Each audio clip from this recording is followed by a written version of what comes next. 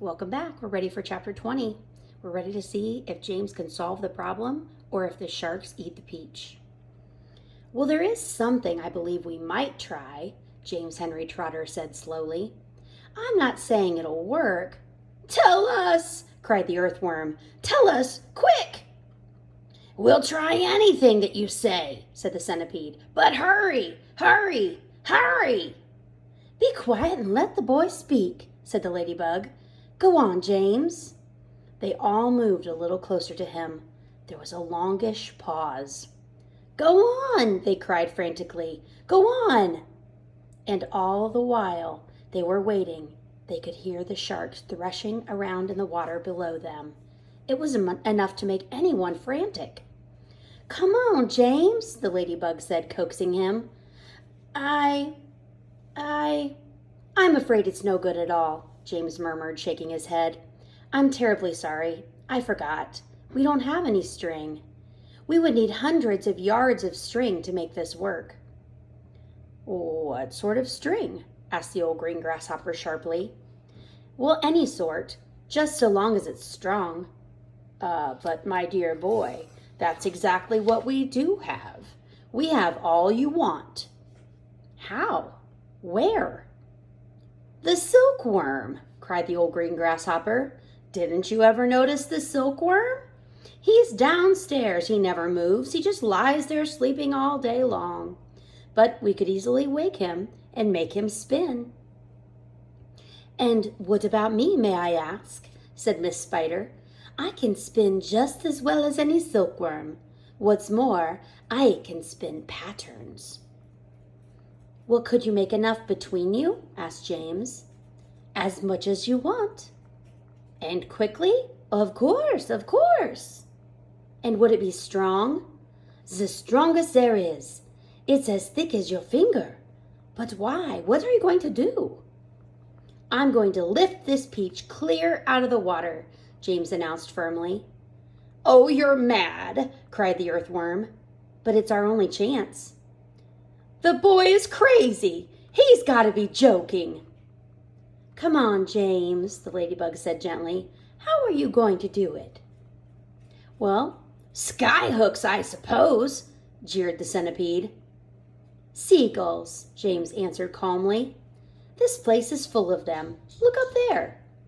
They all looked up and saw a great mass of seagulls wheeling around and around in the sky.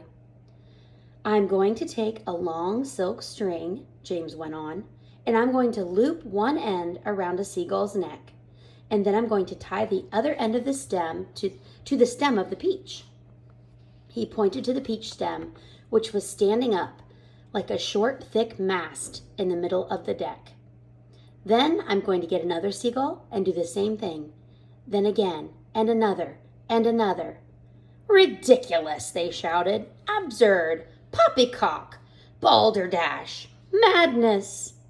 And the green grasshopper said, How can a few seagulls lift an enormous thing like this up into the air, and all of us as well?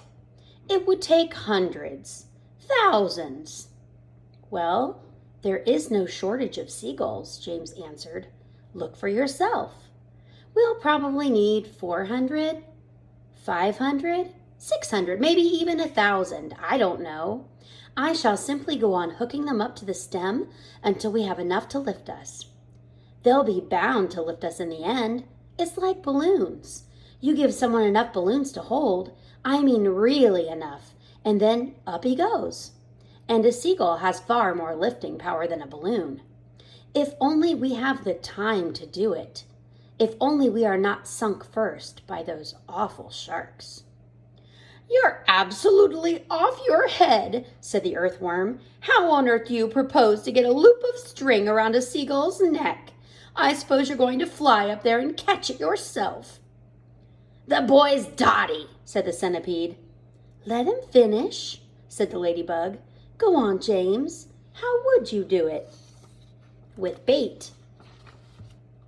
Bait? What sort of bait? Well, with a worm, of course. Seagulls love worms. Didn't you know that? And luckily for us, we have here one of the biggest, fattest, pinkest, juiciest earthworms in the world. You can stop right there, the earthworm said sharply. That's quite enough. Go on, the other said, beginning to grow interested. Go on. Well, the seagulls have already spotted him, James continued. That's why there are so many of them circling around. But they dare not come down to get him while all the rest of us are standing here. So this is what— Stop! Cried the earthworm. Stop, stop, stop! I won't have it. I refuse. I— Be quiet, said the centipede. Mind your own business. I like that.